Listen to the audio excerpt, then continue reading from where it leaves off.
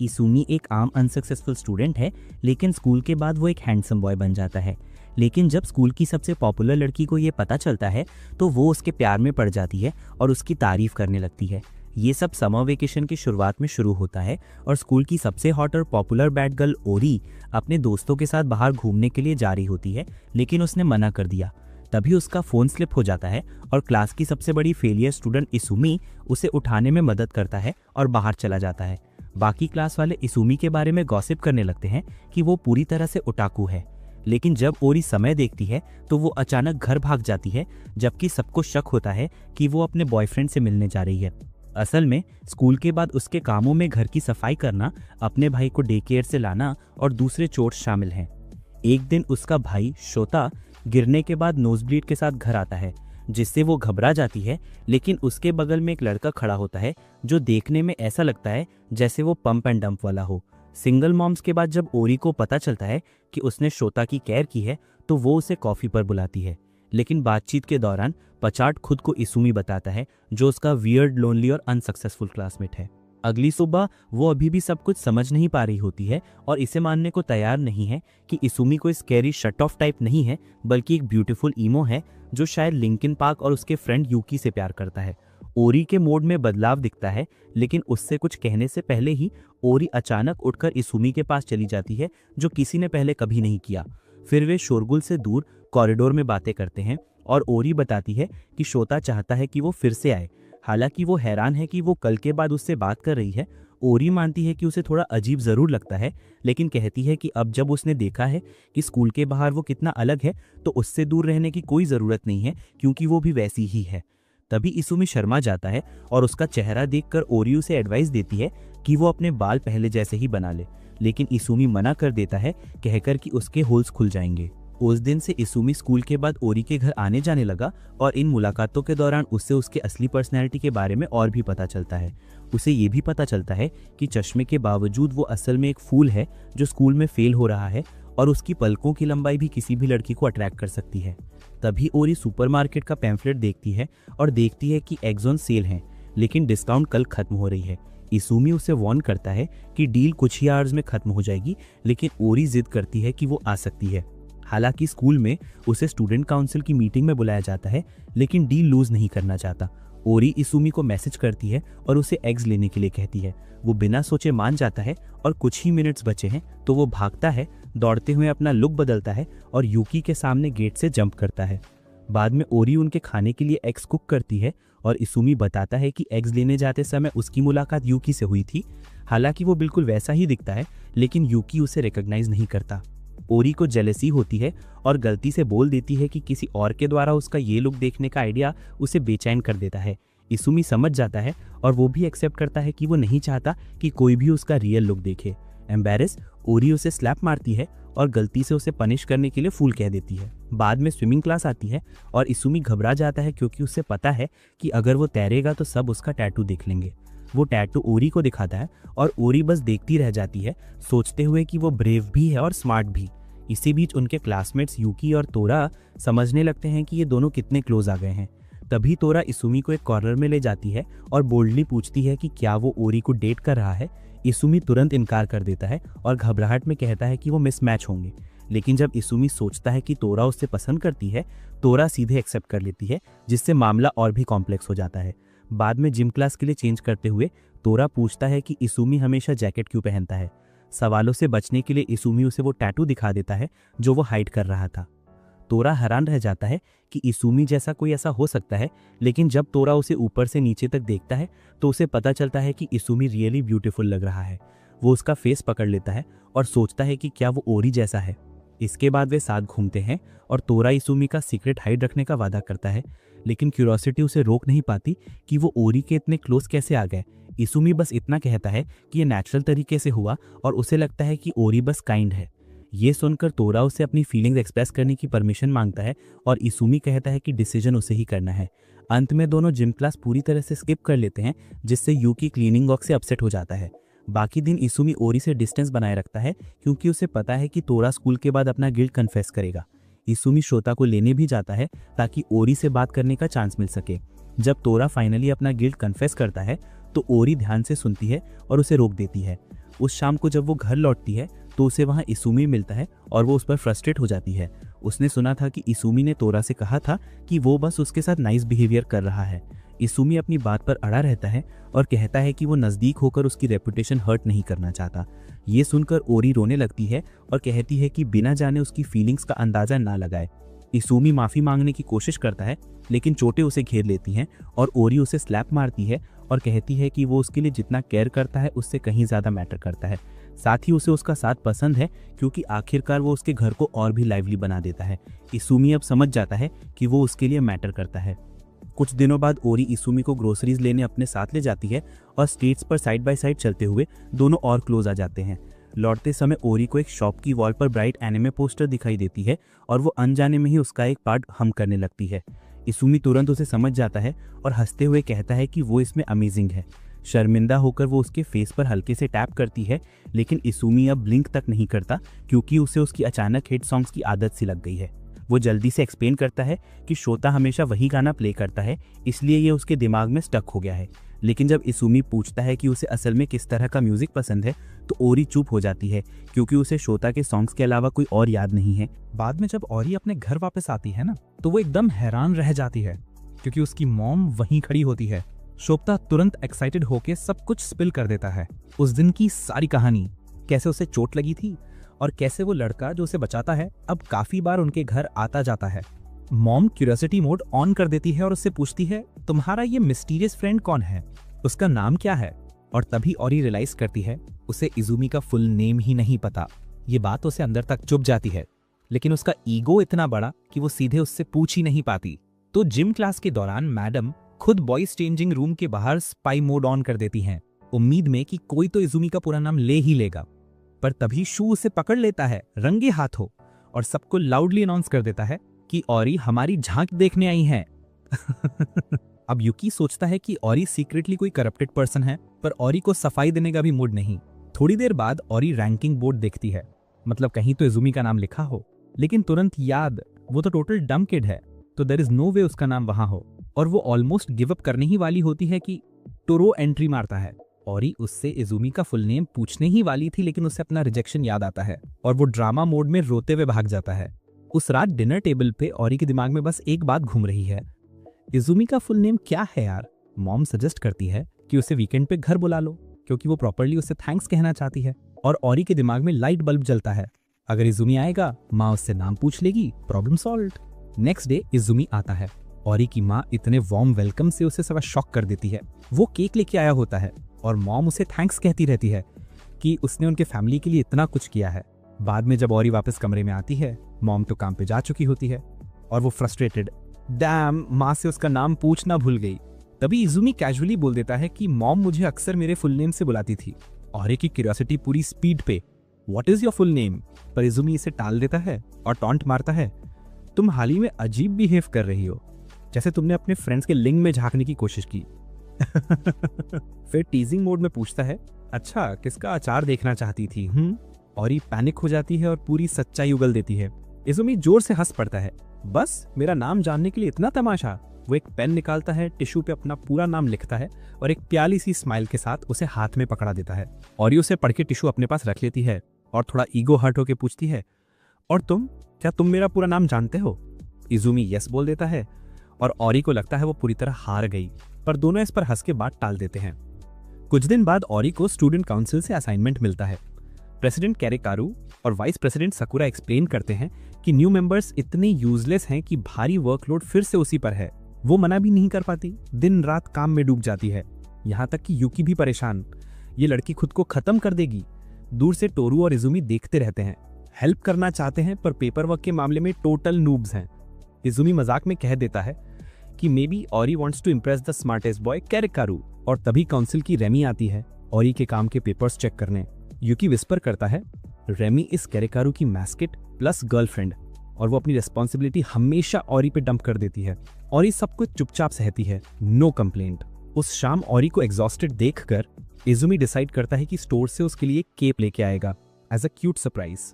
लेकिन रास्ते में रेमी उससे टकरा जाती है, उसके हाथ के सारे काउंसिल पेपर्स गिरा देती है। इजुमी हेल्प करता है पर रेमी कह देती है, लेट हो गई हूँ, ये वाला पेपर फेंक देना जरूरी नहीं, और भाग जाती है। इजुमी हेजिटेट करता है पर पेपर संभाल के रख लेता है। कुछ तो गड़बड़ है। नेक्स्ट मॉर्निंग प्योर केओस, भीड़ जमा। औरी को स्टूडेंट काउंसिल ने कॉर्नर किया हुआ है बजट रिपोर्ट मिसिंग का आरोप लगाते हुए। औरी बार बार कह रही है मैंने सारे डॉक्यूमेंट सबमिट किए थे, लेकिन कैरेकारू, सकुराई और रेमी उसको केयरलेस ठहरा रहे हैं। यूकी और टोरू डिफेंड कर रहे हैं। औरी ने बहुत मेहनत की थी, पर गॉसिप शुरू।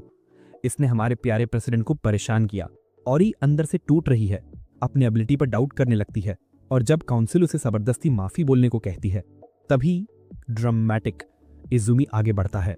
वो कामली अपना बैग और ग्लासेस टोरू को देता है। औरी के पास खड़े होकर बोलता है डोंट अपोलोजाइज, और बिना एक शब्द बोले कैरेकारू की टाई पकड़ के उसके सर पे सीधा पंच। पूरी भीड़ साइलेंट, कैरेकारू स्टन्ड। सकुरा रोकने दौड़ती है, पर इजुमी कामली वो पेपर निकालता है जो रेमी ने फेंकने को कहा था। ये वही मिसिंग बजट रिपोर्ट है। रेमी पहले डिनाई करती है, फिर उसे सब याद आता है। उसके चेहरे पे गिल्ट उतर आता है। वो औरी से माफी मांगती है। कैरेकारू और सकुरा भी माफी मांगते हैं। मामला शांत होता है और औरी सॉफ्टली इजुमी को थैंक्स कहती है। टोरू अभी भी कंफ्यूज्ड, पंच क्यों मारा? इजुमी बस कहता है आई वॉज एंग्री। फिर वो औरी से पूछता है कैरेकारू इतना तुझे तंग क्यों करता है? औरी नजरें चुराकर बोलती है बिकॉज आई रिस्पेक्ट हिम, और हम बहुत पुराने दोस्त हैं। वो कन्फेस करती है कि पहले वो कैरेकारू को बुली करती थी, और एक दिन कैरेकारू ने कहा अगर उसने रिस्पेक्ट नहीं किया तो वो सबके सामने उसकी असली बदमाश इमेज एक्सपोज कर देगा। तो उसके बाद से इजुमी के पास बस यही विकल्प रह गया कि वो अपने आसपास सबके सामने अलग व्यवहार करे। अगले दिन केकारू हर बार इजुमी के पास से गुजरते ही जैसे सिहर जाता है, और धीरे धीरे उसने इजुमी को अपना नया डर मान लिया। फिर जिम क्लास में तोरू और इजुमी पिंग पोंग खेल रहे होते हैं, और बातें हंसी खुशी में ओरी के आने वाले जन्मदिन तक पहुंच जाती हैं, जो स्प्रिंग ब्रेक के दौरान आता है। उस रात इजुमी बिस्तर में लेटा रहता है, गंभीरता से सोचता है कि ओरी के लिए क्या तोहफा ले जाए। घर में श्रोता अचानक पूछता है कि क्या इजुमी उससे मिलने आता रहेगा। ओरी को भी सही जवाब नहीं पता, और ये बात उसे अंदर से बेचैन कर देती है। श्रोता क्वाइटली मान लेता है कि अगर इजुमी आना बंद कर देगा तो उसे बहुत दुख होगा, और ओरी चुपचाप सोचती है हाँ मुझे भी वैसा ही लगेगा। लेकिन फिर जन्मदिन का दिन आता है। इजुमी दरवाजे पर खड़ा होता है, हाथ में डिस्क लिए, जिसमें पीडीडी और बिगी चीज जैसे अपने पसंदीदा गाने होते हैं। ओरी की आंखें चमक उठती हैं और मुस्कान उसके चेहरे पर फैल जाती है। बसंत की छुट्टियां चुपचाप खत्म हो जाती हैं और उनका आखिरी स्कूल वर्ष शुरू हो जाता है। जहां तक इजुमी को याद है, स्कूल, दोस्त या शिक्षक कभी किसी ने उसके करीब आने की कोशिश नहीं की। बचपन से ही उसे अलग थलग रखा गया, यहां तक कि टीचर्स भी उसे जानबूझकर अलग रखते ताकि वो महसूस करे कि वो कितना अकेला है। वो सालों तक उस दर्द को सहता रहा और उसकी पीठ के पीछे की फुसफुसाहटें कभी नहीं रुकती थी। फिर अचानक ओरी नाम की लड़की उससे बात करने आती है, पहली इंसान जिसने उसके साथ सामान्य व्यवहार किया। अब इजुमी, ओरी, यूकी और तोरू फिर से एक ही कक्षा में होते हैं। बाकी लोग खुश हैं, हंसी खुशी बातें कर रहे हैं, लेकिन इजुमी अंदर ही अंदर सोचता है क्या मैं सच में इस ग्रुप का हिस्सा हूं? जब टीचर ग्रुप प्रोजेक्ट अनाउंस करता है तो इजुमी अपने आप को अस्वीकृति के लिए तैयार कर लेता है, लेकिन इस बार ओरी, तोरू और यूकी तुरंत आते हैं और उसे 4 लोगों का एक ग्रुप बना देते हैं। दोपहर में इजुमी छत पर सोचता है, तोरू उसे आसानी से ढूंढ लेता है। अपने विचारों में खोए इजुमी पूछता है, तोरा असल में तुम मेरे बारे में क्या सोचती हो?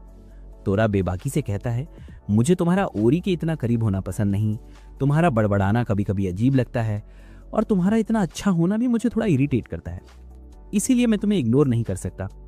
फिर तोरा पूछता है, जब तुम पहले से इतने करीब हो तो तुम मुझे अपना पहला नाम क्यों नहीं देते? इजुमी शर्मा जाता है और पल अजीब सा हो जाता है।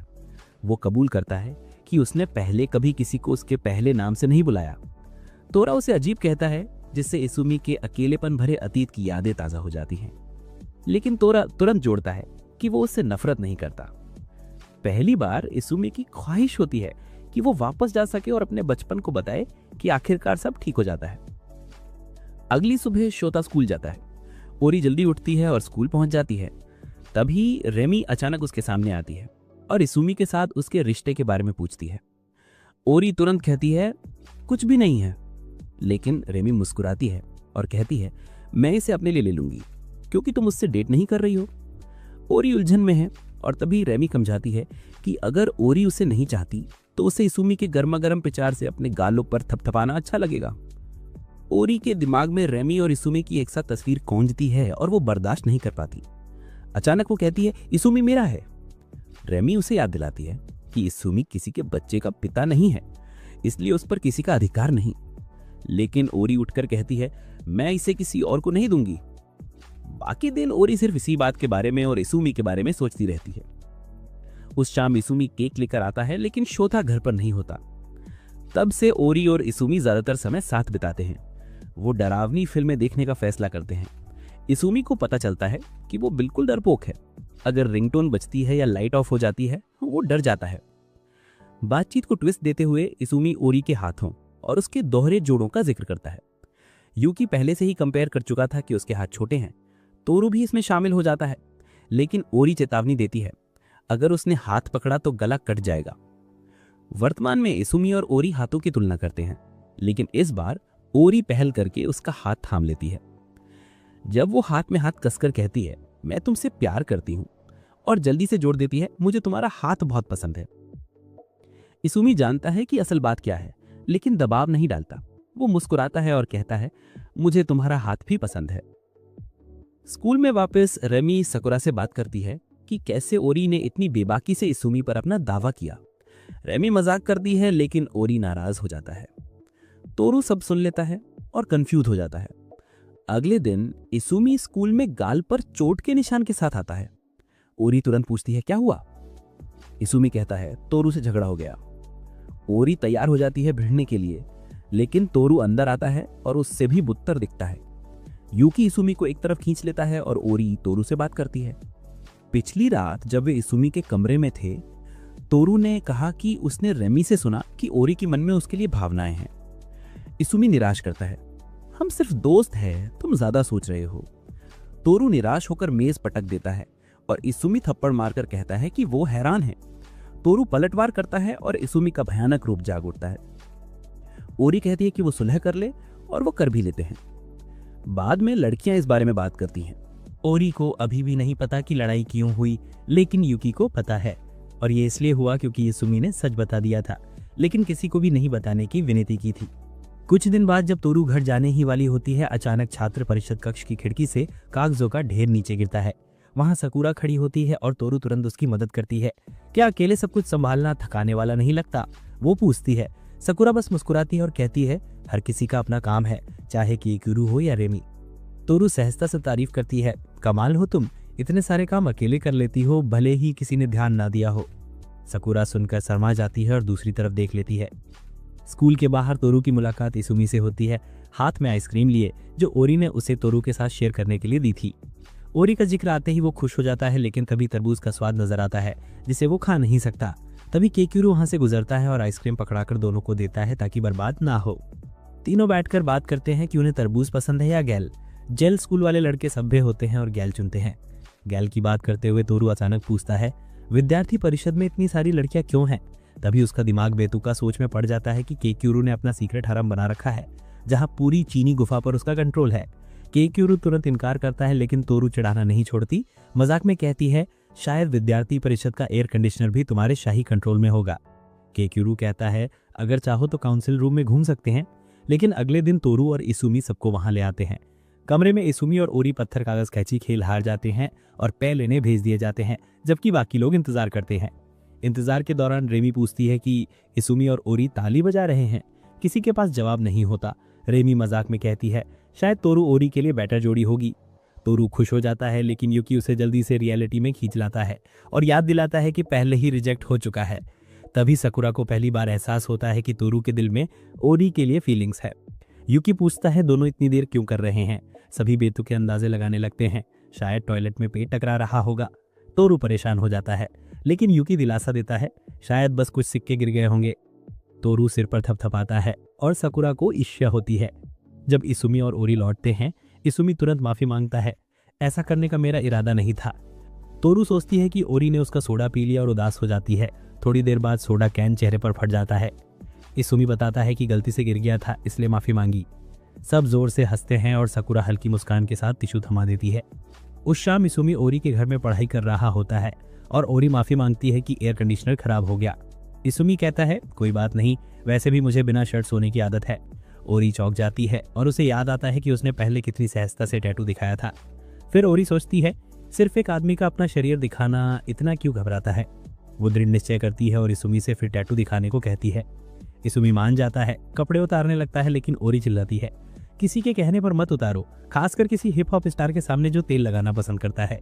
वो पूछती है, तुम हमेशा इतने खुले क्यों रहते हो। इसुमी अजीब तरह से हिलाता है। उससे पहले कि वो आगे पूछे, इसुमी सवाल उल्टा घुमा देता है, पूछता है, असल में तुम क्या कहना चाहती हो।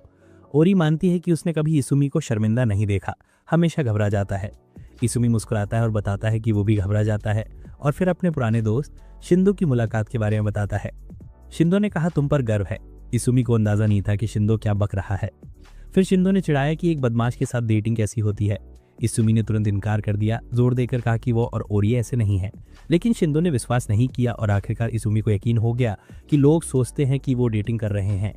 इसुमी ने वादा किया कि बाद में सबको समझाएगा, लेकिन ओरी को इससे कोई फर्क नहीं पड़ता। तभी शिंदो अपनी और अपनी गर्लफ्रेंड की तस्वीर भेजता है, डबल डेट का इनवाइट देता है। इसुमी घबरा जाता है, नहीं चाहता ओरी देखे। ओरी देख लेती है, लेकिन इसुमी जल्दी से फोन छिपा लेता है और शिंदो को चुप रहने को कहता है।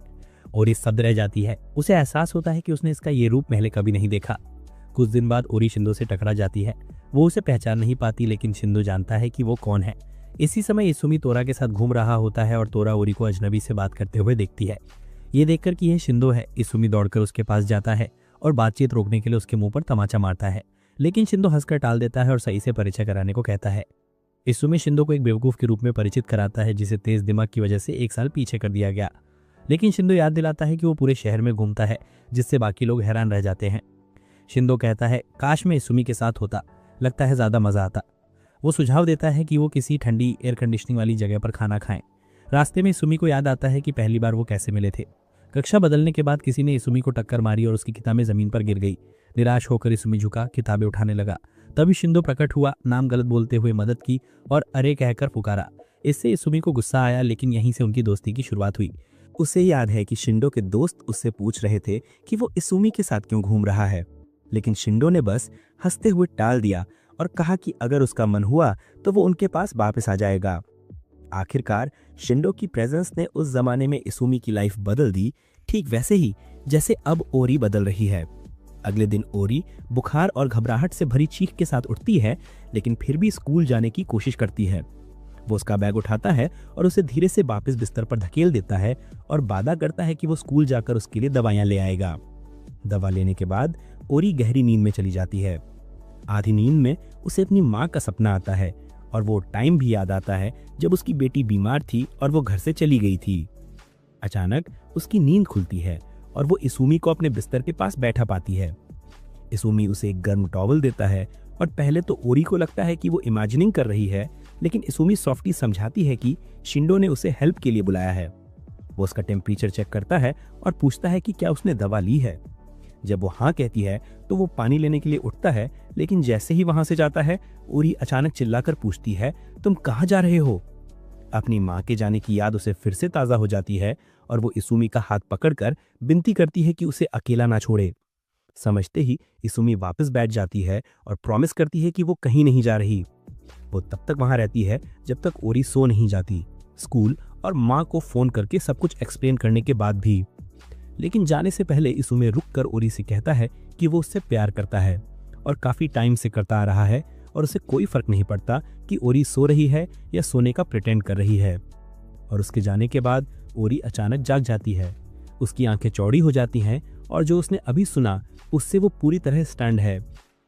कई दिनों तक स्कूल ना जाने के बाद ओरी पहले से बेटर फील करती है, लेकिन इसुमी के कन्फेशन की याद उसे स्कूल लौटने से रोक रही है। उस दिन स्कूल जाते समय शोटो देखता है कि इसुमी किसी अननोन लड़की के साथ जा रहा है। घर पहुंचकर ओरी से कैजुअली इस बारे में बात करता है और कहता है कि इसुमी किसी के साथ था और वे दोनों काफी क्लोज लग रहे थे। ओरी पूरी स्टोरी जानना चाहती है और शोटो बताता है कि उस लड़की ने अलग ड्रेस पहनी हुई थी और वो उसकी बाहों में थी। ओरी का माइंड तुरंत कंक्लूजन पर पहुंच जाता है और वो उस लड़की के इमेजिनेशन में इसुमी की हिडन बेबी मॉम देखती है और उसके सामने का कन्फेशन बस फॉर्मेलिटीज के लिए था। उस रात वो सीधे इसुमी को मैसेज करके पूछना चाहती है, लेकिन खुद को रेडी नहीं पाती क्योंकि उसके थॉट्स इतने स्कैटर्ड हैं कि एक भी लाइन लिखना असंभव सा लगता है। कुछ दिनों बाद वो फाइनली स्कूल लौटती है और टोरा उसे उत्साह के साथ वेलकम करता है, लेकिन ओरी जल्दी से उसे क्वाइट कर देती है क्योंकि अभी वो इसूमी का सामना करने के लिए तैयार नहीं है। इसूमी को तब तक दोपहर तक उसकी प्रेजेंस का अंदाजा नहीं होता और टोरा ही उसे ये फील कराता है। बाद में स्कूल के बाद इसूमी सीक्रेटली ओरी को घूमते हुए देख लेता है और उसे बुलाकर सरप्राइज करता है। वो बिना टाइम वेस्ट किए पूछता है कि क्या वो कन्फेशन की वजह से उससे बच रही है, लेकिन ओरी के मन में कुछ और ही चल रहा होता है तो वो अचानक उस लड़की के बारे में सवाल पूछ देती है। इसूमी थोड़ा कंफ्यूज होता है, लेकिन फिर एक पल सोचने के बाद उसे चीका याद आती है और ओरी का दिल स्किप कर जाता है जब वो उसका फर्स्ट नेम इतनी नेचुरल तरीके से लेता है मानो वे डेटिंग कर रहे हों और शोटो ने उन्हें हैंड होल्डिंग के साथ देखा। इसूमी क्विकली एक्सप्लेन करता है कि चीका एक्चुअली में शिंडो की गर्लफ्रेंड है और शोटो ने वो मोमेंट देखा होगा जब वो स्टंबल हुई थी और उसने उसे कैच किया। ओरी की जेलसी उस पर हावी हो जाती है। वो इसूमी पर किताबें फेंकना शुरू कर देती है और चिल्लाती है कि कैसे वो चीका को फर्स्ट नेम से बुलाता है जबकि ओरी को उसके फैमिली नेम से। वो फ्रस्ट्रेटेड वहां से चली जाती है, अनअवेयर कि असल में इसूमी को चीका का पूरा नाम नहीं पता। बाद में उसे रिग्रेट होता है। ओरी को रियलाइज होता है कि वो कितनी सिली थी और उसे वरी होता है कि अब इसूमी उसे नफरत करने लगा होगा। उसी इवनिंग शोटो घर आता है और कहता है कि इसूमी उसके साथ है, जिससे ओरी नर्वस हो जाती है। लेकिन इसूमी आ जाती है और वो किताब लौटा देती है जो ओरी ने फेंकी थी और मिसअंडरस्टैंडिंग क्लियर करती है। लेकिन ओरी पहले बोलती है और अपने गुस्से के लिए माफी मांगती है और अजीब तरीके से पूछती है कि चीका का फुल नेम क्या है। इसूमी मानता है कि उसे नहीं पता और दोनों हंसते हुए कहते हैं कि ये सब कितना रिडिकुलस था। फिर वो इसूमी के कन्फेशन के बारे में बात करते हैं और ओरी मानती है कि वो उस रात जाग रही थी और सब कुछ सुन लिया था। इसूमी कहता है कि उसे पता था कि ओरी जाग रही है, इसलिए उसने कन्फेस किया क्योंकि वो रिप्लाई का इंतजार नहीं कर पाया था। लेकिन इससे पहले कि कॉन्वर्जेशन आगे बढ़े, ओरी के पिता कियोस्के सडनली अपीयर होते हैं और उनकी नज़र तुरंत इसूमी पर पड़ती है। ओरी उसके हाथ में सिगरेट की ओर इशारा करते हुए रोकने की कोशिश करती है, लेकिन कियोस्के इग्नोर करता है और इसूमी से पूछता है कि क्या वो भी स्मोक करता है, ये कहते हुए कि उसके पियर्सिंग से वो गैंगस्टर जैसा लगता है। इससे पहले कि सिचुएशन और बढ़े, ओरी उसके सर पर स्लैप मार देती है कि उसे ड्रामेटिकली कराता है और कंप्लेन करता है कि आपके पिताओं के साथ कितना बुरा बिहेव होता है। वो कंप्लेन करता है कि इतने लंबे टाइम बाद घर आने पर उसे मार पड़ती है, घर में एक स्ट्रेंजर मिलता है, पता चलता है कि उसकी वाइफ घर पर नहीं है और घर में खाना नहीं है। ये सुनकर ओरी मान जाती है और उसके लिए कुछ खाने का इंतजाम करती है। ओरी मसाले में चली जाती है और कियोस्के इसूमी के पास छुपकर मजाक करता है कि यामचा गोजो को कैसे वीक फूल की तरह ट्विस्ट कर सकता है, लेकिन ओरी सही टाइम पर लौट आती है और उसे रोकती है। लेकिन वो मजाक बंद नहीं करता और अंत में पूछता है कि क्या इसूमी ओरी का बॉयफ्रेंड है। रूम में साइलेंस छा जाता है, लेकिन ओरी कहती है कि हाँ और इसूमी तुरंत ब्लश कर जाती है कि उसके मम्बल करता है कि उसे लंबे बाल वाले लड़के पसंद नहीं और भूल जाता है कि उसके खुद के भी लंबे बाल हैं। इसूमी जल्दी से ऑफर करती है कि वो कटवा ले ताकि उसकी अप्रूवल मिल जाए, लेकिन कियोस्के उसे टाल देता है कि हेयर टाई कर लेना ठीक है और फिर वो इसूमी के बालों के साथ खेलने लगता है। वो पूछता है कि इजुमी ने ओरी जैसी लड़की को क्यों चुना और इजुमी बस इतना जवाब देता है कि वही औरत है जिससे उसे प्यार हो गया था। तभी ओरी की माँ यूरिको अंदर आती है और अपने पति को देखकर इतनी हैरान हो जाती है कि वो किराने का सामान गिरा देती है। फिर वो बुदबुदाती है कि उसने उसे रात के खाने में नहीं गिना था और इजुमी जाने के लिए रेडी हो जाता है ताकि परिवार साथ में खाना खा सके। तभी ओरी मुख्य सड़क पर आती है और शांति भरे साइलेंस में वो आगे बढ़कर उसका हाथ थाम लेती है। इजुमी उसे बताता है कि उसके बारे में अभी भी बहुत कुछ है जो वो नहीं जानता, लेकिन वो धीरे धीरे सीखने का वादा करता है। ओरी भी यही प्रॉमिस करती है और इस तरह उनका प्रेमी रिश्ता ऑफिशियली शुरू हो जाता है। रात में इजुमी टोरा को फोन करती है और सब कुछ बताती है। टोरा कहता है कि उसे कोई प्रॉब्लम नहीं है, लेकिन फोन खत्म होते ही वो चुपचाप रो पड़ता है क्योंकि उसे एहसास होता है कि उसने आधिकारिक तौर पर ओरी को खो दिया है। अगले दिन सकुरा टोरा को हॉल में देखती है और महसूस करती है कि वो कितना उदास लग रहा है। रेमी आवाज लगाती है और पूछती है कि वो क्या देख रही है, और जब सकुरा उसे टालने की कोशिश करती है तो रेमी जिद करती है कि वो उसके सामने खुलकर बात करे और वादा करती है कि वो उसकी बात सुनेगी। हालांकि सकुरा रेमी से कहती है कि उसकी जैसी प्यारी लड़की कभी नहीं समझ पाएगी और ये कहते हुए चली जाती है कि काश वो उसकी जगह होती। उसे याद आता है कि लोग हमेशा उनकी तुलना खूबसूरत और साधारण लड़की से करते थे, जिसमें रेमी खूबसूरत होती थी और सकुरा साधारण। लेकिन अंदर ही अंदर वो जानती है कि रेमी हमेशा उसकी सबसे अच्छी दोस्त की तरह उसके साथ खड़ी रही है, इसलिए वो काउंसिल रूम की ओर दौड़ती है, लेकिन रेमी वहां नहीं होती। तभी रेमी अचानक आती है और बताती है कि वो टॉयलेट गई थी और सकुरा उससे बताती है कि उसे एक लड़का पसंद है। इस बीच इजुमी ओरी के साथ चलती है जबकि टोरा शू के साथ चला जाता है। इजुमी को टोरा को देखकर अजीब लगता है क्योंकि वो जानता है कि वो ओरी के बारे में कैसा महसूस करता है, लेकिन टोरा उसके सिर पर हाथ मारता है और उसे अजीब व्यवहार बंद करने के लिए कहता है और अश्योरेंस देता है कि वो ठीक है। बाद में इजुमी और ओरी साथ पढ़ते हैं और इजुमी उसे उसके फर्स्ट नेम से बुलाने के लिए कहता है, लेकिन जब वो कोशिश करती है तो वो हकलाकर इधर उधर बोलने लगती है। ओरी के घर वापस आकर शोटा कैजुअली पूछता है कि क्यूसुके कब तक रुकने की योजना बना रहा है। यूरिको पीछे हट जाती है और सोचती है कि क्या अपना प्रोजेक्ट बीच में छोड़ देना सही रहेगा। तभी ओरी इजुमी के साथ लौटती है और क्योसुके उसे चश्मे की वजह से तुरंत पहचान नहीं पाता, लेकिन जब वो उसे उतार देता है तो वे फिर से दोस्त बन जाते हैं। रात के खाने के दौरान इजुमी घर जाने ही वाला होता है कि क्योसुके उसे रात वहीं रुककर उसके साथ बाहर सोने का सजेशन देता है। बाद में जब दोनों एक दूसरे के बगल में लेटे होते हैं, क्योसुके अपने पिता का फर्ज निभाते हुए इजुमी से पूछता है कि उसकी बेटी में क्या अच्छा लगता है। इजुमी बस इतना जवाब देता है कि उसे बहुत अच्छा लगता है कि ओरी कभी भी लोगों को उनके रूप रंग के आधार पर नहीं आंकती। यही ऑनेस्ट जवाब क्योसुके की अप्रूवल पाने के लिए काफी है। अगली सुबह तक वहां घर में माहौल वार्म से भर जाता है, मानो वो एक असली परिवार हो, और इजुमी बाकी बच्चों के साथ स्कूल चला जाता है। लेकिन जैसे ही वो ओरी के साथ ओरी के घर से बाहर निकलता है, कुछ क्लासमेट्स उन्हें देख लेते हैं और इजुमी द्वारा ओरी के पेट में गुदगुदी करने और उनकी डेटिंग करने की अफवाह पूरे स्कूल में फैल जाती है। टोरा और यूकी दोनों इस बात से परेशान हैं कि कैसे लोग अपने दोस्तों के पीठ पीछे गॉसिप और मजाक करते हैं, और यूकी इजुमी के लिए चिंता से रो भी पड़ता है क्योंकि ओरी अब खुलना शुरू कर रही है।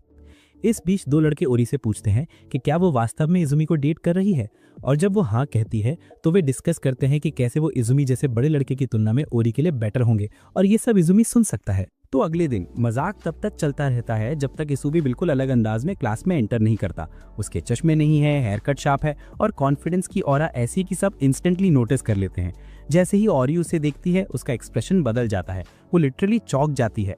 तभी लड़कियां इजुमी को घेर लेती हैं और पूछती हैं उसके हैवी बैग के बारे में, सोचते हुए कि क्या उसने भी कुछ बड़ा पैक किया है। ओरी सडन अटेंशन से खुश नहीं है कि उसका बॉयफ्रेंड अचानक सबकी नज़रों में हीरो बन गया है, लेकिन उसकी कूल नज़रें सबको दूर भगा देती हैं, यहाँ तक कि उसकी दोस्त भी ये सटल इम्पैक्ट फील कर सकती हैं। अचानक एक लड़की इजुमी की स्कैरी फोटो अपने ग्रूमिंग कलेक्शन के लिए ले लेती है, लेकिन ओरी रिफ्यूज कर देती है कि वो अपनी फोटोज लेने दे। घर लौटकर क्योसुके पहले इजुमी को पहचान नहीं पाता। ओरी उसे याद दिलाती है कि ये कौन है। तभी शिंडो कॉल करता है और बताता है कि वो उनके लिए कैंडीज लेकर आया है।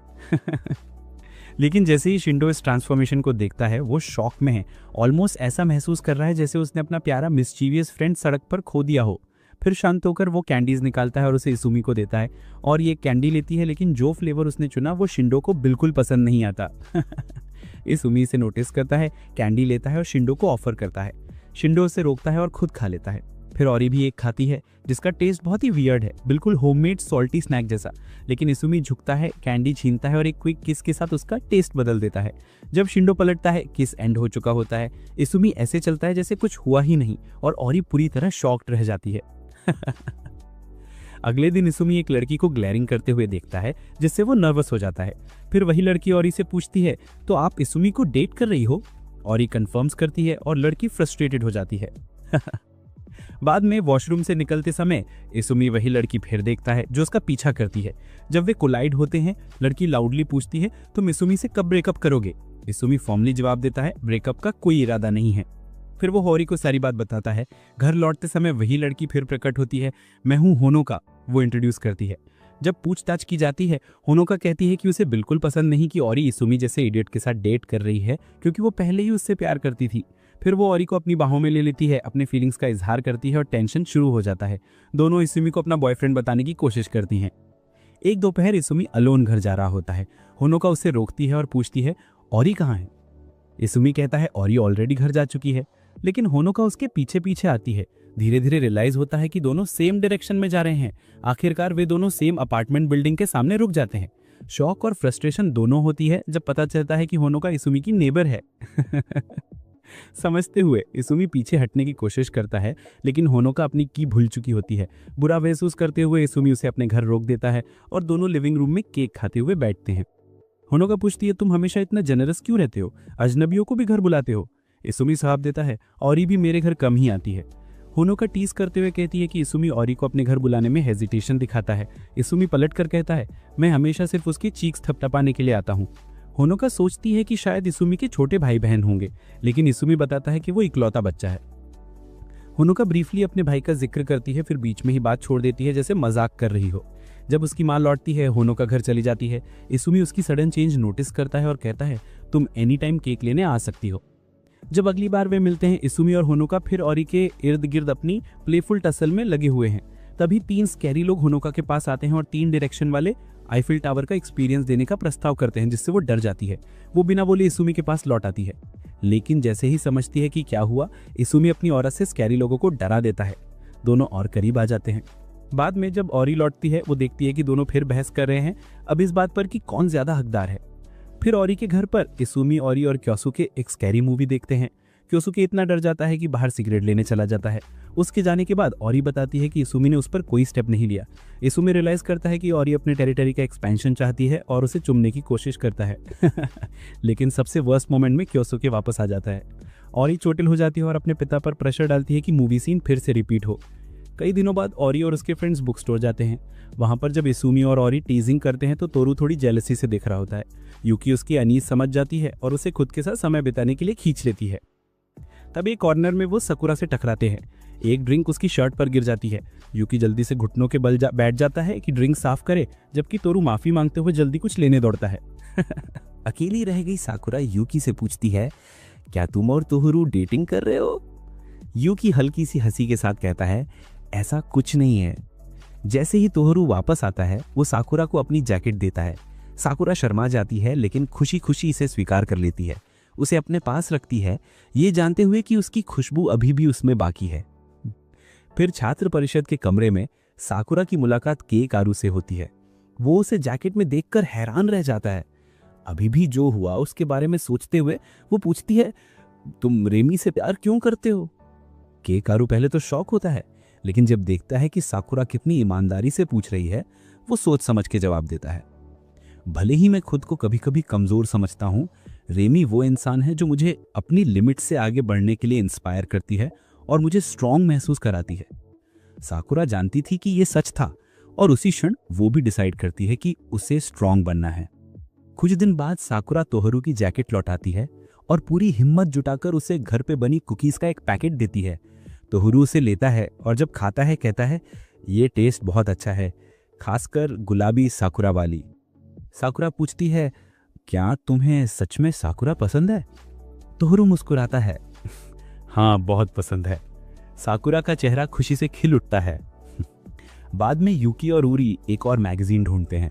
यूकी को वो मैगजीन मिल जाती है जो चाहिए थी, लेकिन जब एक और लड़की हाथ बढ़ाती है, वो थोड़ी हेजिटेट करती है। बिना हिचकिचाहट के वो उसे छोड़ देती है। औरी पूछती है, क्यों?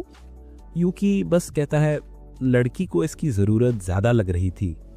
स्कूल में औरी नोटिस करती है कि यूकी इन दिनों तोहरू के साथ ज्यादा टाइम नहीं बिता रहा। यूकी मुस्कुराता है, शायद मैं कुकीज बनाने में बिजी हूं। औरी कंफ्यूज हो जाती है, लेकिन फिर उसके चेहरे पर हल्की सी सैडनेस आ जाती है। फिर वो फिर से मुस्कुराती है और औरी समझ जाती है कि यूकी अपनी ट्रू फीलिंग्स एक हैप्पी मास्क के पीछे छुपा रहा है। लेकिन यही वजह थी कि जब भी वो कुछ चाहता है, उसे हर्ट होना पड़ता। उस दिन बाद में साकुरा यूकी को उसी बैच की कुकी देती है जो उसने तोहरू को दी थी। यूकी इनिशियली रिजेक्ट करना चाहता है, लेकिन जल्दी से मुस्कुरा के एक्सेप्ट कर लेता है। जब वो उसे फेंकने ही वाला होता है तो रुक जाता है। याद आता है कि साकुरा ने उसे थैंक यू कहने के लिए बनाई थी। अंत में वो गिल्ट महसूस करता है और एक कुकी खा लेता है। चक्कर महसूस करता है कि टेस्ट बहुत अच्छा है और रियलाइज करता है कि उसे बस जेलसी हो रही थी। अगले दिन यूकी अचानक इसुमी से बेकिंग टिप्स मांगता है। इसुमी बस कहती है, ट्राई करते रहो। एक हफ्ते बाद यूकी इसुमी और औरी को कपकेक्स देती है, जो देखने में जैसे ट्रैश में बेक्ड लगे हो। वो कहती है, मैं तोहरू को इन्हें रहने नहीं दे सकती। लेकिन तोहरू अचानक उठकर एक कपकेक ले लेता है। उसकी नज़र यूकी की फिंगर्स पर पड़ती है। वो एक बाइट लेता है और मुस्कुराता है, मैं तुम्हारे अगले बैच का वेट करूंगा। बाकी लोग उसके प्रयास की तारीफ करते हैं, जिससे उसे और बेटर होने की इंस्पिरेशन मिलती है। दिन बीतते जाते हैं और इसुमी को एक फैमिली मैटर की वजह से होक्काइडो जाना पड़ता है। वो एक हफ्ते के लिए बाहर रहता है और औरी, जो अब उसके पास रहने की आदत डाल चुकी है, खालीपन महसूस करती है। हर दिन वो हैबिचुअली 2 ड्रिंक्स खरीदती है और उसके लौटने का इंतजार करती, लगभग पागल सी हो जाती, एक ऐसे मैसेज का वेट करते करते जो कभी नहीं आता। इस बीच इसुमी अपना फोन चार्जर भूल जाता है और पूरे हफ्ते किसी से कांटेक्ट नहीं कर पाता।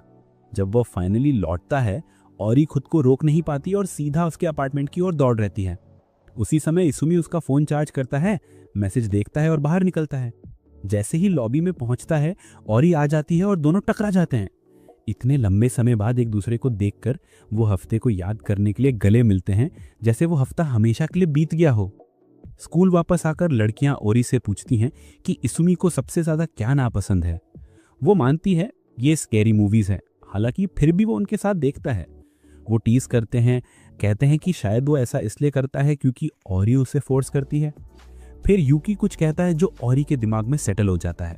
अगर वो उसे ये सब करने के लिए फोर्स करती रही जो उसे पसंद नहीं, तो इसुमी धीरे धीरे दूर होने लगेगा। बाद में मूवी नाइट में, जैसा कि लड़कियों ने सजेस्ट किया, प्यारा और डरा हुआ होने की कोशिश करता है, लेकिन उल्टा इफेक्ट होता है। इसुमी पहले से ज्यादा डर जाता है। शर्मिंदा होकर वो खुद को शांत करने बाथरूम चला जाता है और ये अपने कमरे में वापस चली जाती है, श्योर कि इसुमी उसे छोड़ देगा। इसुमी उसे बेड पर पाता है, उदास कि वो एक स्वीट और इनोसेंट गर्लफ्रेंड नहीं है। वो उसके पास बैठता है और अश्योर करता है कि जिस लड़की से उसे प्यार हुआ है वो ओरी है, कोई क्यूट और इनोसेंट गर्ल नहीं। ओरी को महसूस होता है कि वो भी वैसा ही महसूस करती है और वो उसे वैसे ही प्यार करती है जैसा वो है, चाहे वो जल्दी डर जाए या स्लिम क्यों ना हो। तभी बारिश शुरू होती है और ओरी उसके दिल की धड़कन सुनकर मूव हो जाती है। इसुमी भी अपने दिल के साथ रेजोनेट करता है, सुनना चाहता है कि वो कैसा फील कर रही है।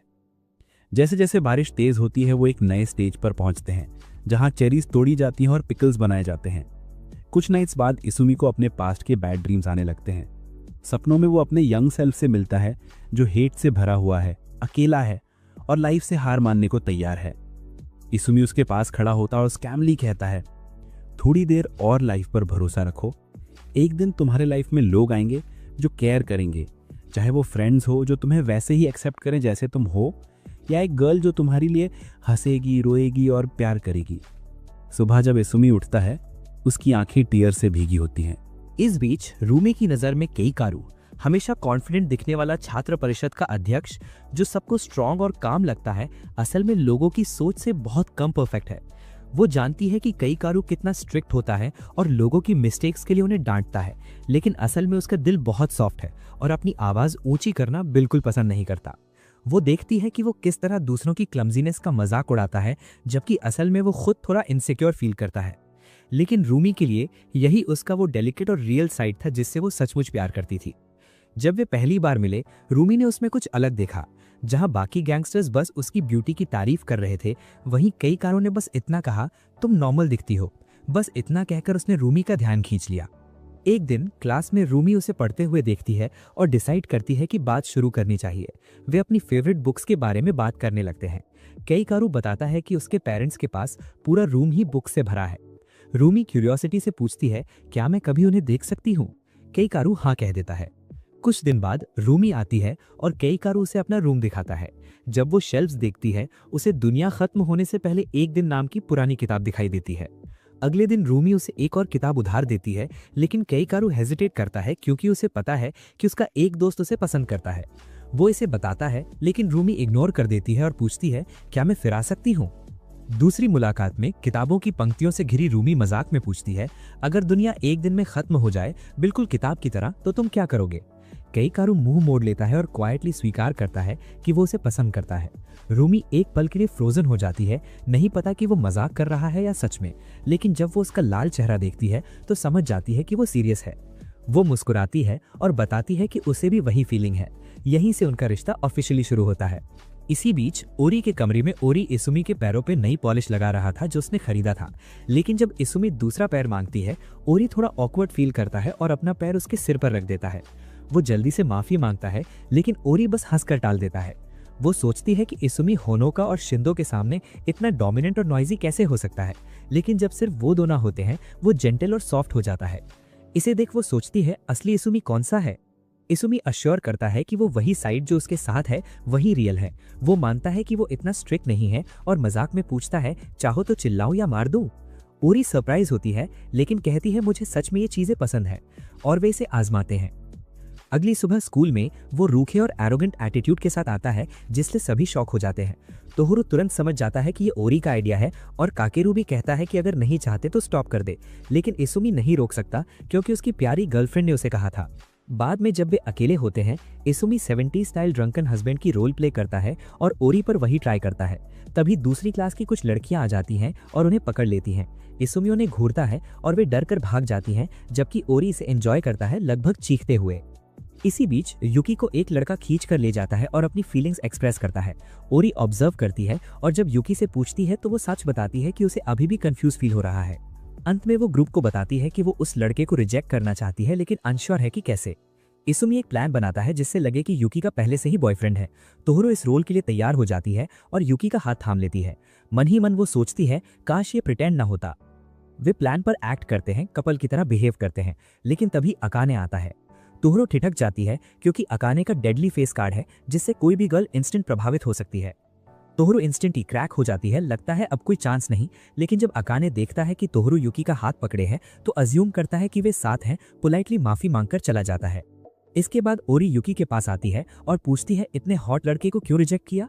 युकी कामली एक्सप्लेन करता है अकाने मेरे लेवल की नहीं, मुझे सिंपल गाइज ज्यादा पसंद है। बाद में युकी अकाने के बारे में और जानना चाहता है और रेमी बताती है कि वो क्लासमेट है। वो आगे कहती है कि अकाने मजाकिया है और थोड़ी वीक नजर की वजह से क्लमजी भी।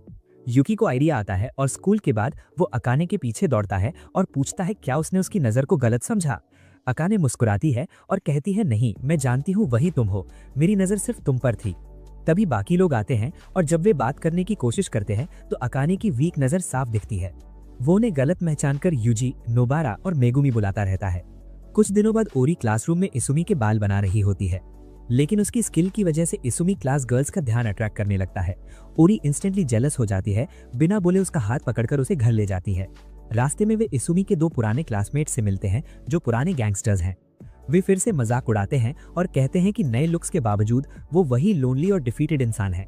ओरी के साथ होने पर भी वे पीछे नहीं हटते, लेकिन अपने बॉयफ्रेंड को पुश होते देखना आखिरी स्ट्रॉ होता है। ओरी बिना हेजिटेट किए बदमाशों को शॉक में छोड़ देती है। ओरी और इसुमी मुस्कुराते हुए घर की ओर चल पड़ते हैं, मानो कुछ न हुआ हो। बाद में बदमाशों में से तानीहारा शिंदो से टकराता है और उसके फेस पर चोट देखता है। तानीहारा कंप्लेन करता है कि वो इसुमी से कितना नफरत करता है, यहाँ तक कि अपनी वायलेंट गर्लफ्रेंड से भी। लेकिन शिंदो नोटिस करता है कि सालों बाद भी इसुमी उसके दिमाग में है क्योंकि तानीहारा बार बार उसका जिक्र करता है। रात में इसुमी ओरी के रेड चीक्स देखता है, वो सॉफ्टली धन्यवाद देता है और पहली बार रियलाइज करता है कि कोई सचमुच उसकी तरफ नाराज होने के लिए तैयार है। अगले दिन ओरी की वो विचित्र इच्छाएं फिर से सरफेस होती हैं और वो इसुमी से बार बार कहती है कि उसके साथ थोड़ा रफ हो जाए, यहाँ तक कि उसे थप्पड़ मारने के लिए भी टीज करती रहती है। और ये सब करते हुए उसका फेस पूरे टाइम हंसी से चमक रहा होता है।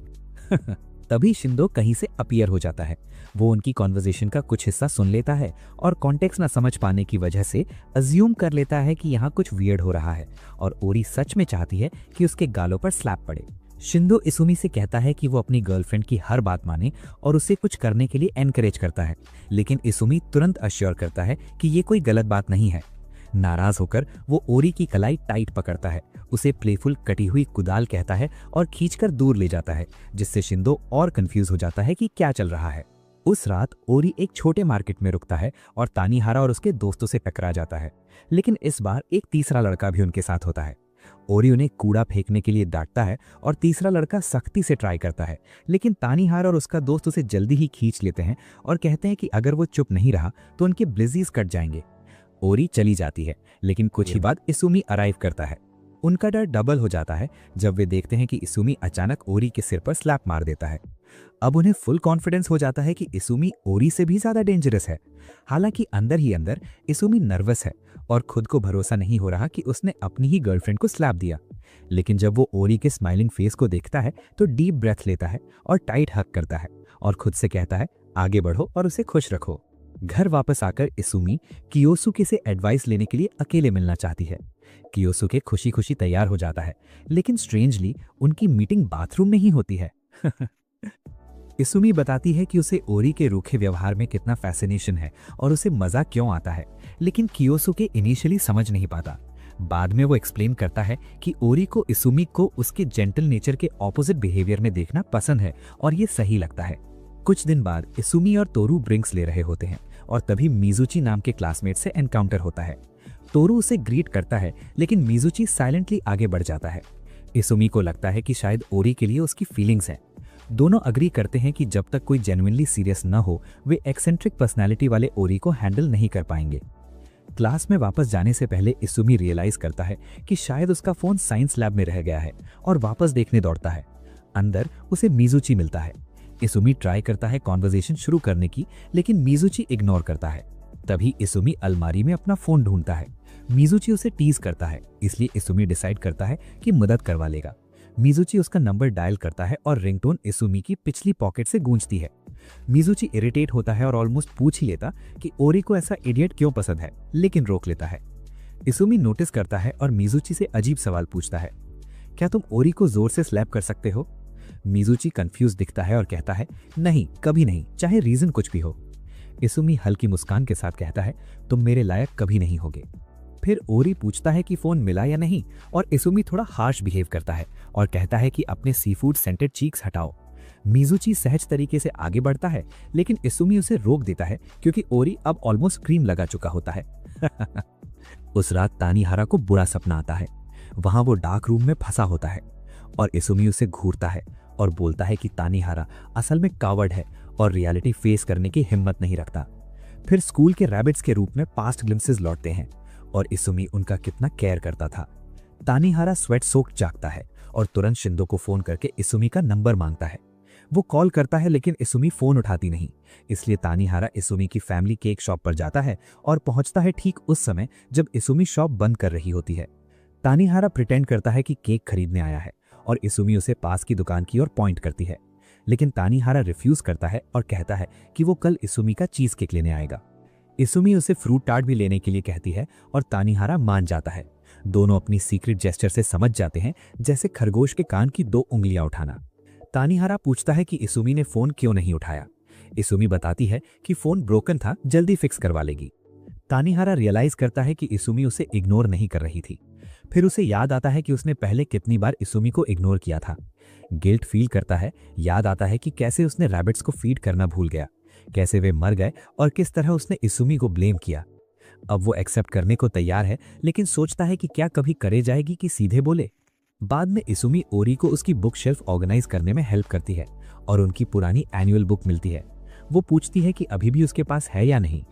इसुमी कन्फेस करता है कि एक बार फेंक ही दी थी, लेकिन तानीहारा से फिर मिलने के बाद रियलाइज करता है कि ये कीप करने लायक है। अब वो अपनी न्यू ईयर बुक का ईगरली इंतजार कर रहा है, क्योंकि अब उसके पास दोस्त और मेमोरेबल मेमोरीज हैं। कुछ दिन बाद इसुमी और ओरी तानीहारा से मिलते हैं और एटमॉस्फेयर इंस्टेंटली ऑकवर्ड हो जाता है। दोनों सडनली शाय हो जाते हैं, जैसे कभी साथ रहे हों। ओरी बिना वेस्ट किए तानीहारा को टीज करती है, कहती है इसुमी मेरी है, क्योंकि उसे सच में डर है कि कोई और उसे ले जाए और उसे ऐसी जगह ले जाए जहां सनलाइट न पहुंचे। तानीहारा क्विकली हाथ हिलाकर डिनाई करता है और जोर देता है कि वो शिंदो नहीं है। तभी ओरी को याद आता है कि शिंदो और इसुमी कितने क्लोज हैं। इसुमी खुद को समझाने की कोशिश करता है, लेकिन इससे पहले ही वही शिंदो जिसके बारे में वे बात कर रहे थे पीछे आकर ग्रीट करता है। ओरी पूछता है क्या वो अब भी चीका के साथ घूम रहा है, लेकिन शिंदो बताता है कि चीका फाइनल की तैयारी में बिजी है, इसलिए इन दिनों वो ज्यादा टाइम इसुमी के साथ स्पेंड कर रहा है।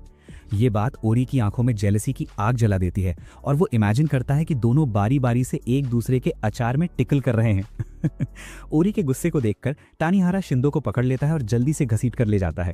फिर ओरी सीधे इसुमी की ओर मुड़ती है और कहती है, अगर तुम्हें कभी किसी के साथ चीट करना हो तो किसी लड़की के साथ नहीं, और किसी खूबसूरत हट्टे कट्टे 12 इंच वाले लड़के के साथ डेफिनेटली नहीं। इसुमी मान जाता है। अगले दिन स्कूल में वो लड़कों को ओरी के नए रूल्स के बारे में बताता है, जिससे सभी को डिस्टेंस मेंटेन करनी पड़ती है। इसी बीच यूकी अपनी बहन के साथ आर्ट सप्लाईज लेने जाती है, तभी उनकी मुलाकात अकाने से होती है। यूकी की बहन तुरंत क्यूरियस हो जाती है और टीज करती है, इतने हैंडसम लड़के को कैसे जानती हो? उसे शक है कि शायद वे डेट कर रहे हैं। अकाने हंसते हुए कैजुअली बताती है कि यूकी ने उसे मना कर दिया था। यूकी की बहन डिसबिलीफ में उसे देखती है, मानो उसकी बेवकूफ सिस्टर ने इतने फ्लेवरफुल मीट के टुकड़े को रिफ्यूज कर दिया हो। अकाने माफी मांगता है कि वो यूकी की गर्लफ्रेंड तोरा को मिसलीड नहीं करना चाहता। यूकी अश्योर करती है कि तोरा को इससे कोई प्रॉब्लम नहीं है, लेकिन फिर भी चेस्ट में हल्का स्टिंग फील होता है, ये सोचकर कि तोरा उससे कभी जेलस नहीं होगी। स्कूल में साकुरा पूछती है कि क्या यूकी और तोरा डेट कर रहे हैं, और यूकी झूठ बोलते हुए हाँ कहता है। बाद में वो रेमी को बताती है और कन्फेस करती है कि वो साकुरा के साथ मामले को सेटल करना चाहती है, लेकिन खुद रेडी नहीं है। रेमी बस मुस्कुराकर कहती है, आई वोंट से एनीथिंग, ये तुम्हारा डिसीजन है, नॉट माइन। अपने थॉट्स में खोई यूकी खुद से कहती है, तोरा कभी मुझे वैसे पसंद नहीं करती थी जैसे मैं उसे करती थी। वो जानती है कि अकाने को रिफ्यूज करने के बाद उसे झूठ बोलना बंद कर देना चाहिए था, लेकिन इसके बजाय वो प्रिटेंड करती रहती है और सीक्रेटली विश करती है कि काश ये झूठ समहाउ सच हो जाए। दिन बीतते हैं और यूकी स्कूल स्किप करने लगती है। वो किसी को नहीं बताती, ना तोरा ना ओरी। पहले तोरा वरी करता है लेकिन खुद को कन्विंस करता है कि वो जल्द ही वापस आ जाएगी।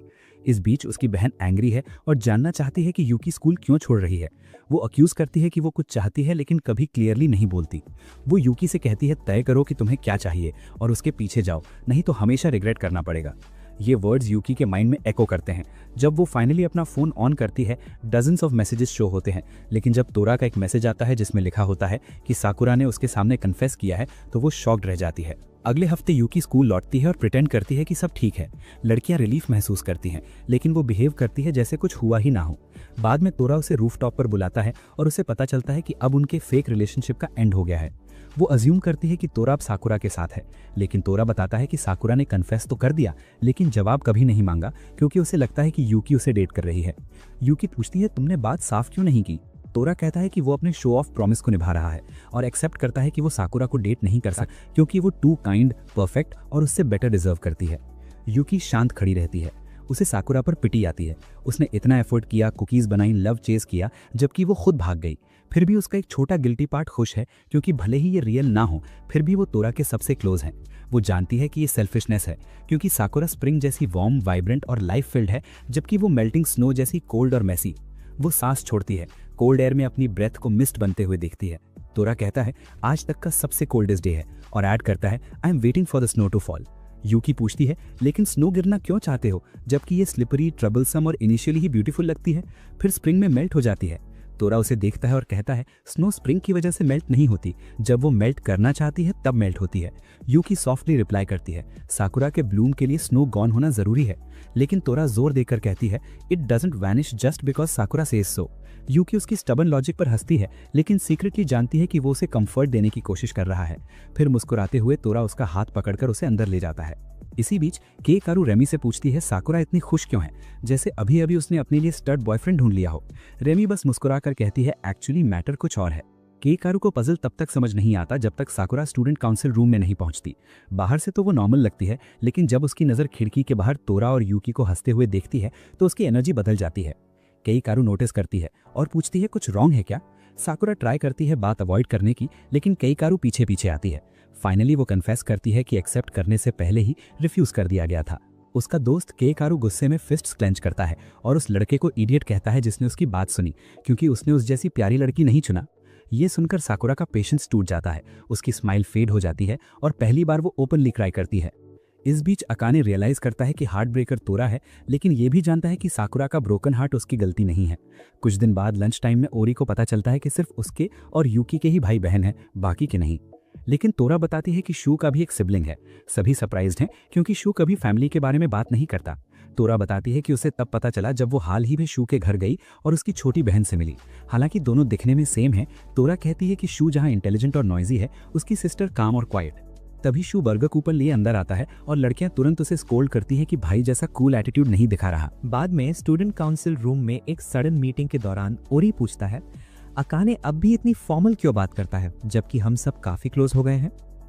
अकाने थोड़ी अजीब तरह से हंसता है और मानता है कि कैजुअल बात करना उसके लिए हमेशा इतना आसान नहीं होता। ओरी मजाक में कहता है मतलब सीरियसली, यूकी के साथ तो उसे कोई दिक्कत नहीं हुई। मुझे याद है कैसे रेमी को उसे फोर्स करना पड़ा था कैजुअल बात करने के लिए, लेकिन यूकी के साथ कोई प्रॉब्लम नहीं थी। शू मुस्कुराता है और अचानक अनाउंस करता है कि वो अकाने को उसके फर्स्ट नेम से बुलाने वाला पहला व्यक्ति होगा। ओरी को थोड़ी जेलसी होती है क्योंकि उसमें शू जैसी कॉन्फिडेंट आउटगोइंग एनर्जी नहीं है। अकाने स्वीकार करता है कि वो चेंज करना चाहता है और सभी के करीब आना चाहता है, लेकिन अपनी हैबिट्स छोड़ना इतना आसान नहीं है। तभी स्टूडेंट काउंसिल रूम का असली ओनर केकारू अंदर आता है और इतने रैंडम लोगों को देखकर सरप्राइज हो जाता है। इसुमी और तोरा उसे तुरंत कॉन्वर्सेशन में घसीट लेते हैं और बताते हैं कि कैसे पहले वो स्ट्रेंजर्स थे लेकिन अब अच्छे फ्रेंड्स हैं। अकाने इस केओस पर हंसता है और फर्स्ट स्टेप टुवर्ड्स कैजुअलनेस लेते हुए डिसाइड करता है कि वो तोरा को उसके फर्स्ट नेम से बुलाएगा। इसुमी तुरंत जेलस बॉयफ्रेंड की तरह रिएक्ट करता है, पूछते हुए वेट, क्या तोरा भी अकाने को फर्स्ट नेम से बुलाने वाला है? तोरा कहता है मे बी, और ये सुनते ही इसुमी अकाने को अपने क्लोजेस्ट फ्रेंड को चुराने के जुर्म में ब्लैकलिस्ट कर देता है। लेकिन अकाने शांति से अश्योर करता है कि वो उससे कुछ नहीं लेगा, यहाँ तक कि उसके प्यारे तोरा को भी नहीं। कुछ दिनों बाद इसुमी और अकाने डिबेट करते हैं कि कौन लंबा है। जब उनकी मुलाकात साकुरा से होती है तो वो उनके हाइट का असेसमेंट करने के लिए कहते हैं, लेकिन साकुरा उन्हें इतनी छोटी बात पर डिबेट करने के लिए स्कोल्ड कर देती है। कुछ दिनों बाद इसुमी होनोका को स्कूल लेकर आता है ताकि होनोका से मिलवा सके। हालांकि वो अभी भी लड़कों के साथ थोड़ी ऑकवर्ड फील करती है, केईकारू और तोरा के साथ कोई प्रॉब्लम नहीं है। ये सुनकर उसे प्राइड होती है कि वो कैजुअलनेस की लिस्ट में केईकारू से ऊपर है, लेकिन केईकारू तुरंत होनोका को कुछ स्नैक्स ऑफर करके अपनी पोजीशन फिर से एस्टैब्लिश कर देता है। तोरा भी हार मानने से इनकार नहीं करता और वही करता है, लेकिन चॉकलेट के साथ, जिससे उनके बीच स्मॉल राइवलरी शुरू हो जाती है। तभी शू आता है और होनोका की मोस्ट अनोइंग लिस्ट में सबसे नीचे होने की वजह से वो जल्दी से इसुमी के पीछे हाइड हो जाती है। जब होनोका उसे जोर से और टीजिंग बातों से परेशान करती है तो शू को थोड़ी बुरी लगती है। बहुत ज्यादा चिल्लाने के बाद शू का गला बैठ जाता है। ओरी और यूकी उसे स्कोल्ड करते हैं, अगर तुम सच में बीमार हो तो घर जाकर आराम करो। शू को नॉर्मली चुप रहना नहीं आता, लेकिन गले की खराश के कारण उसके पास कोई ऑप्शन नहीं है। कॉरिडोर में चलते हुए वो होनोका को हैवी बॉक्स उठाने में स्ट्रगल करते देखता है। चूंकि वो दोनों सेम डायरेक्शन जा रहे हैं, वो मदद करता है, लेकिन गले की खराश की वजह से कुछ नहीं बोल पाता। होनोका उससे नाराज नहीं होती, हालांकि उसे लगता है कि वो अपनी प्रीवियस बातों से अपसेट है, इसलिए वो माफी मांगना चाहती है। अगले दिन वो काउंसिल रूम में झांकती है और माफी मांगना चाहती है। साकुरा उसे देख लेती है और जब पता चलता है कि क्या हुआ तो उसे एनकरेज करती है और यकीन दिलाती है कि शू बहुत ही सॉफ्ट हार्टेड है। लेकिन तभी शू का गला ठीक हो जाता है और जब वो फिर से जोर जोर से भौंकने लगता है तो होनोका उसे टीजिंग कहकर भाग जाती है। शू हैरान रह जाता है और साकुरा उसे इडियट कहकर स्कोल्ड करती है, लेकिन होनोका क्वाइटली खुश रहती है, ये जानकर कि शू उससे अपसेट नहीं है। बाद में अपने घर पर शो की छोटी बहन मोटोको सोफे पर चुपचाप उदास बैठी होती है।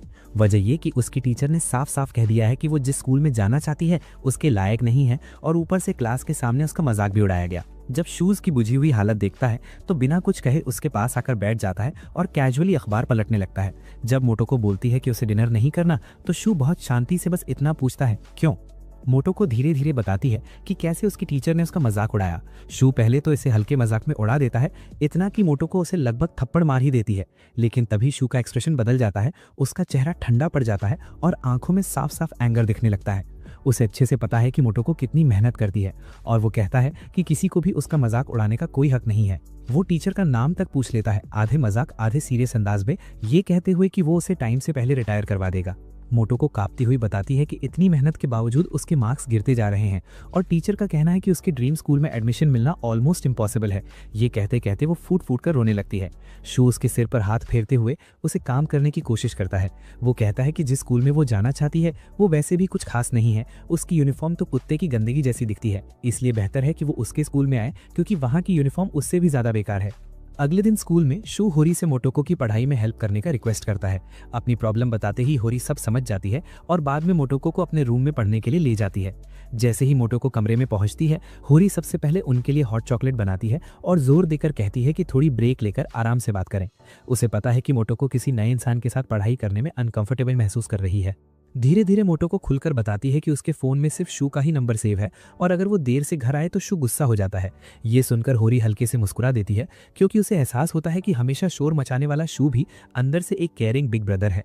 उधर शू टोरू को एक मंदिर ले जाता है ताकि वो लकी चार्म खरीद सके। टोरू तुरंत समझ जाता है कि ये मोटोको के लिए है और सोचता है कि क्या शू इसे ओपनली एक्सेप्ट करेगा।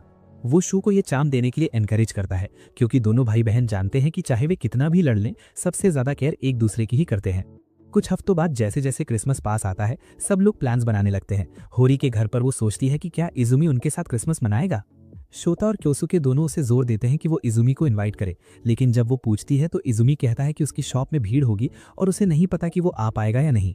शोता और क्योसुके दोनों कंप्लेन करने लगते हैं और किसी भी तरह उसे आने के लिए फोर्स करने की कोशिश करते हैं।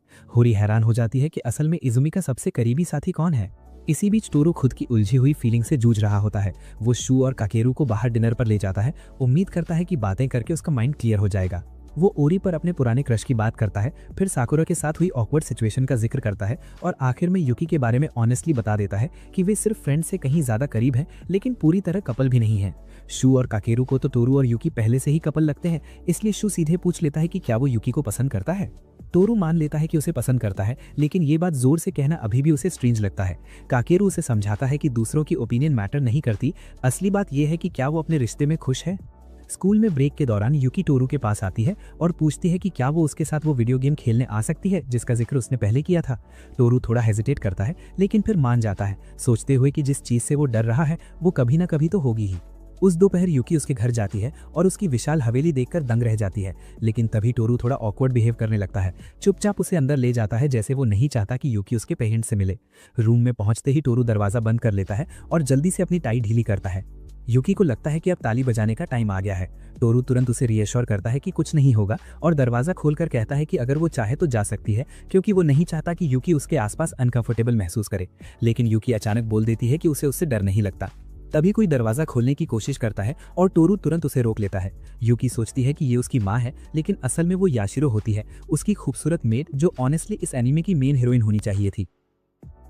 याशिरो पोलाइटली यूकी का ग्रीटिंग करती है, लेकिन टोरू को वार्निंग भरी नजर से घूरते हुए कहती है कि वो कोई बेवकूफ़ी ना करे, वरना वो उसकी माँ को बता देगी। टोरू जल्दी से कहता है कि उसके आसपास रहते हुए वो कुछ नहीं कर सकता। ये सुनकर यूकी कंफ्यूज हो जाती है और सोचने लगती है कि अगर वो अकेले होते तो क्या टोरू सच में कुछ कर देता। उसकी रिएक्शन देखकर टोरू हल्के से उसके सिर पर थपथपाता है और उसे गेम पर फोकस करने को कहता है।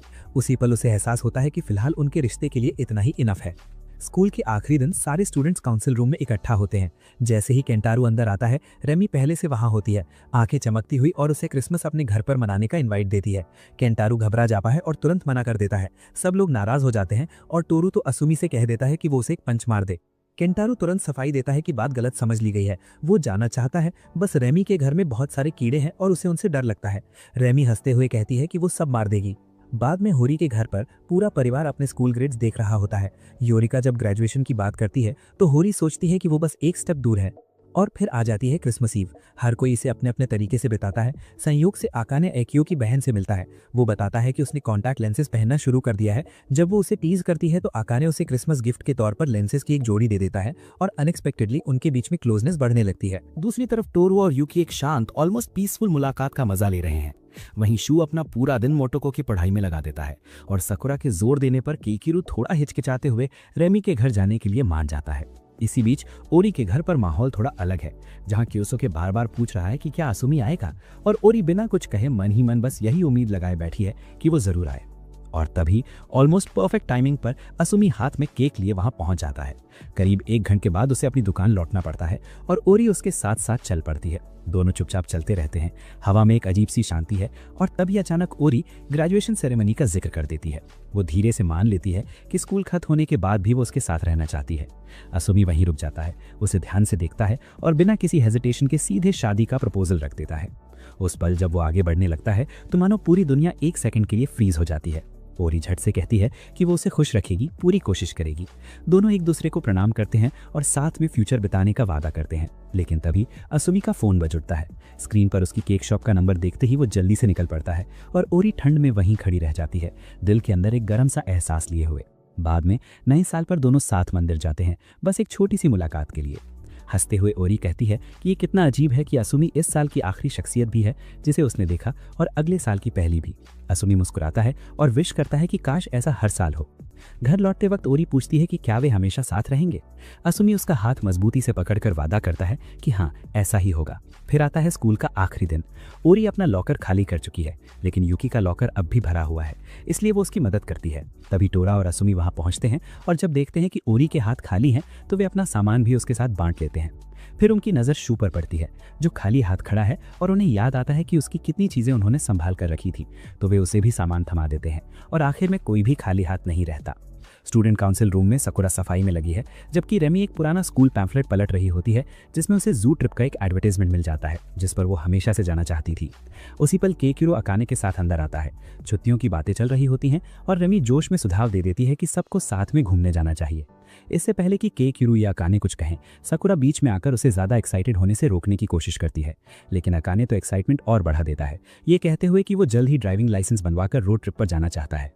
अचानक रेमी चुप हो जाती है और बातचीत से निकलने लगती है। सकुरा तुरंत उसे पकड़ लेती है, उसके गालों को हल्के से खींचते हुए पूछती है कि वो भाग क्यों रही है। घिर जाने पर रेमी मान लेती है कि उसे सबके ड्राइविंग लाइसेंस का आइडिया बिल्कुल पसंद नहीं है, क्योंकि उसे डर है कि गाड़ी चलाना सीखते ही सब दूर चले जाएंगे और शायद वापस ना आए। सकुरा प्यार से उसे समझाती है कि बड़े होने का मतलब दूर जाना नहीं होता और ग्रेजुएशन के बाद भी वे सब साथ रहेंगे। अकाने भी वादा करता है कि लाइसेंस मिलते ही वो सबको साथ लेकर एक लंबी यात्रा पर जाएगा। इसी बीच ओरी और इजुमी घर पर अकेले हैं और इजुमी उसका सिर ओरी की गोद में रखकर सो रहा है। उसे देखते हुए इजुमी को एहसास होता है कि वो यहाँ सिर्फ इसलिए है क्योंकि उस दिन वो संयोग से अपने भाई को बचाने पहुंचा था। वो सोचने लगता है कि अगर उसने उस दिन शोटा की मदद ना की होती तो शायद वो अब भी वही अकेला हारा हुआ इंसान होता। दोस्त कभी दोस्त न बनते, कोई उससे संपर्क न करता, यहाँ तक कि ओरी भी नहीं, और वो पूरी तरह अकेला रह जाता। लेकिन वो तुरंत खुद को रोक लेता है, ये याद दिलाते हुए कि ये सब सिर्फ इमेजिनरी सवाल हैं और सच्चाई ये है कि वो बदल चुका है और अब खुश है। तभी इजुमी जागता है और देखता है कि ओरी ख्यालों में खोया हुआ है। वो पूछता है कि वो क्या सोच रहा है। इजुमी मान लेता है कि वो उन सभी रास्तों के बारे में सोच रहा था और ये भी कि अगर उसने एक पल भी गंवाया होता तो क्या होता।